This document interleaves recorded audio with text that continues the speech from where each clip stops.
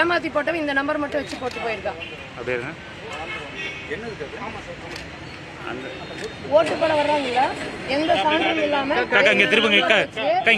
இந்த நம்பரை வச்சு ஓட்டு போட்டு போற உண்மையானவர் வந்து நொந்து போய் வேதனைப்பட்டு அவனால போராட முடியாது என் மக்களால. அதனால என் மக்களுக்கு சேர்ந்து நான் தான் போராடணும். அப்படியே திருப்புங்க.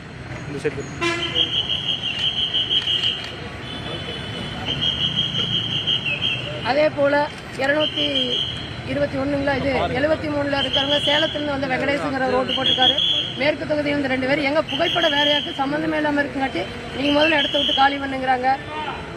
212 இருக்கிற இமான் இஸ்லாமிய சொந்தங்கள் எங்க கட்சிக்கே வரக்கூடாதுன்னு அவங்க அப்பா வச்சு விரட்டியிருக்காங்க. அந்த பையன் அழுதுட்டு சொன்னாக்கா எங்க வீட்டுல நான் போறதுக்குள்ள என்ன நடக்கும்னு தெரியலங்கிறாங்க.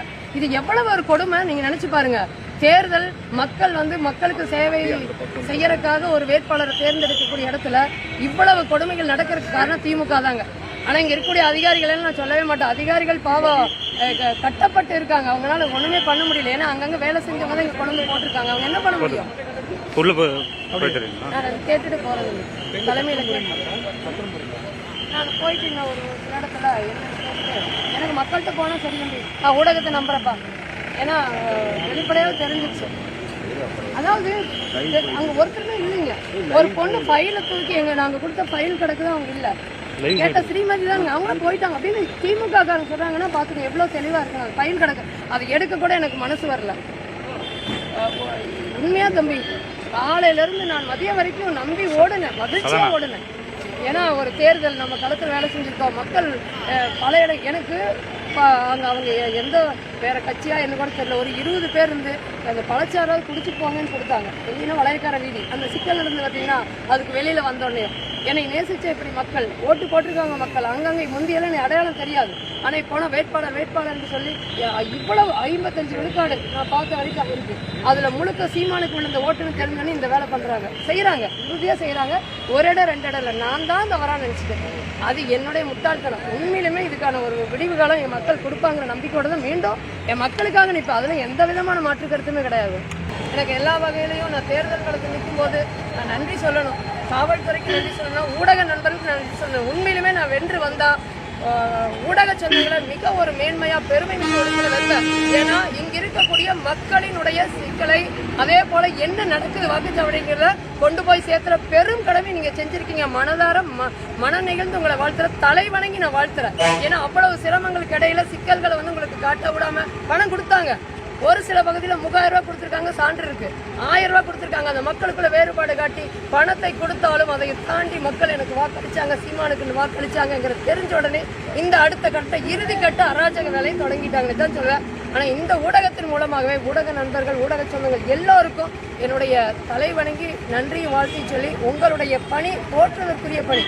தேர்தல் இங்க வந்து இவங்க எவ்வளவு அராஜகம் பண்ணாலும் அதை தாண்டி கொண்டு போறதுக்கு தைரியம் வேணும். அந்த தைரியம் உங்களுக்கு எல்லாம் இருக்குதுங்கிறத நான் மனதாரி இப்ப இந்த இடத்துல வெளிப்படுத்துறேன். நன்றி. இப்ப வந்துட்டு திரும்பி போறீங்க, பெட்டிஷன் கொடுத்துருக்கலாம். இன்னும் 2 பக்கம் இருக்குங்க. அங்கேயும் ஒரு சிக்கல் இருக்கு. அதையும் போய் பார்த்துட்டுனா மொத்தத்துக்கு நான் தெரிஞ்சுக்கலாம்ல. இன்னும் 1 மணி நேரம் தான் இருக்கு. இன்னொரு ஏன்னா அங்க பசங்க காத்துட்டு இருக்காங்க. இந்த தேர்தல் சரியான முறையில் நடந்துச்சுன்னு சொல்லுவீங்களா இல்ல எப்படி? சொல்லுங்க ஒரு கருத்துல. மொத்தத்துக்கு அராஜகம்னு சொல்லிட்டு இதுல வேற என்ன சரி? அப்ப இவங்க என்னன்னா ஒரு சின்னத்தை காட்டல, இது வரைக்கும் ஒரு பரப்புரை வண்டியில வரல, மக்கள்கிட்ட ஒரு இந்த கருத்தை சொல்லி வாக்கு கேட்கல. எதுக்காகனா நம்ம தான் போட போறோமே, அப்ப என்ன அப்படின்னு தானே இருந்திருக்காங்கன்னு எனக்கு வெளிப்படையா தெரியுதுங்களா. ஏன்னா நான் நம்புனேன் இல்ல சரியா இருப்பாங்க, பயந்துட்டாவது ஒரு வேலை செய்வாங்க. ஆனா இங்க மொத்தத்துக்கு நம்மளை மீறியாம இந்த இதுல வேலை செஞ்சிட முடியும், ஏமா வாக்கு வாங்கிட முடியும் அப்படிங்கிற நோக்கத்துலதான் திமுக முழுக்க அது இந்த வாக்குச்சாவடி முகவர்களை 5 பேர் 10 பேர்ல வச்சுட்டு இந்த வேலையை செஞ்சிருக்கிறது பெரிய கேவலமானது. வென்றாலும் படு கேவலமான தோல்விதான்.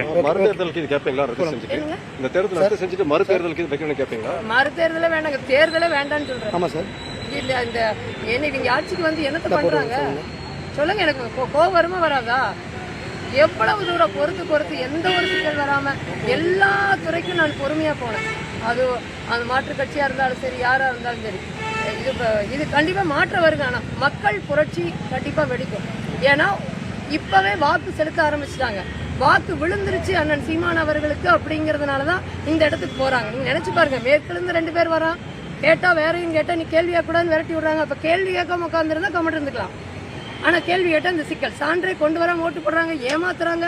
இப்போ ஒவ்வொன்றா போய் நான் குறித்து எழுதி இன்னும் இவ்வளோ இருக்கு, இன்னும் கொஞ்சம் சிக்கல். நாங்கள் இன்னும் 2 தம்பிகளும் அவங்க விரட்டிட்டு இருக்காங்க. அப்துல் கலாம்னு ஒரு பையன், அந்த தம்பி போய் பார்க்க போகிறேன். எந்த பகுதி? என்ன சரி, அதுக்கு 2 வாக்குச்சாவடி இருக்கு. சரி, ஓகேங்க. அந்த ஸ்லீப் காட்டுங்கக்கா. உண்மையானவர் வந்துட்டு நொந்து போயிட்டாரு. ஊட்டி வீசினது தான் நடக்குது. இப்போ அந்த ஸ்லீப் என்னது காரணம்? பாருங்க, பிரகாஷ்னு ஒருத்தர் வராரு. 221 வாக்குச்சாவடிக்கு பிரகாஷ்னு ஒரு ரோட்டு கூட வராரு. வந்தவர் அவரோட உண்மையான வாக்காளர் அட்டை, ஆதார் அட்டை கொண்டு வராரு. ஆனால் அதுக்கு முன்பே ஏற்கனவே போடப்பட்டிருக்கு. ஏன்னா இந்த நம்பரை வச்சு, இந்த நம்பர் எப்படியோ எடுத்துக்கிறாங்க. இந்த நம்பரை எடுத்துட்டு போடுறாங்க. ரொம்ப நன்றி.